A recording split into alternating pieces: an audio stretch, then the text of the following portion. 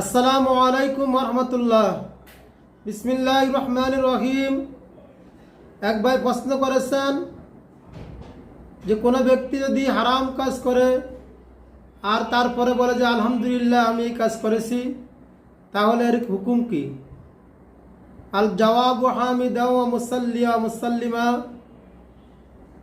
কেউ যদি হারাম কাজ করে আর হারাম কাজ করার পরে সে এর জন্য শুকরিয়া আদায় করে আলহামদুলিল্লাহ বলে, তাহলে এটা ইসলামী শরীয়তে নিষিদ্ধ হারাম।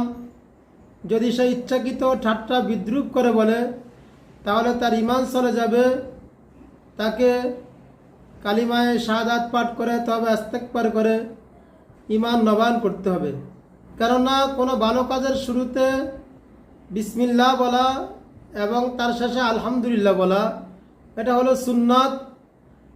আর এর বিপরীত হারাম নাজায়েজ কাজের শুরুতে বিসমিল্লাহ বলা অথবা হারাম কাজ করে শেষে আলহামদুলিল্লাহ বলা, শুকরিয়া আদায় করা, এটা হলো নাজায়েজ, হারাম।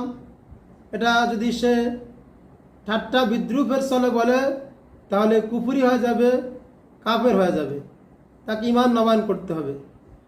আর যদি ঠাট্টা বিদ্রুপ না করে এমনিতে অজান্তে না জেনে না বুঝে বলে, তাহলে তার ঈমান যাবে না, কাফের হবে না। তবে সে এই গ্রহীত নিষিদ্ধ কাজের জন্য, এই গুনাহের কাজের জন্য সে তবে ইস্তেগফার করবে এবং ভবিষ্যতে এই ধরনের কাজ থেকে নিজেকে বিরত রাখার দৃঢ় সংকল্প করবে। এই ব্যাপারে মহান আল্লাহ তাআলা কালামে পাকে ইরশাদ করেছেন সূরাতুত তাওবা 29, 65 এবং 66 নং আয়াত, সূরাতুন নিসা 17, 18 নং আয়াত। এই ব্যাপারে তাফসীরে রুহুল মানির প্রথম খণ্ড 69 পৃষ্ঠা বর্ণিত রয়েছে।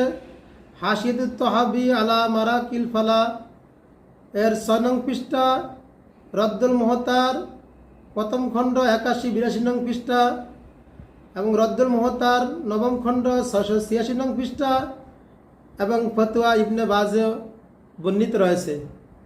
আল্লাহ তাআলা আমাদেরকে সমস্ত হারাম কাজ থেকে বিরত থাকার তৌফিক দান করুক। আমিন।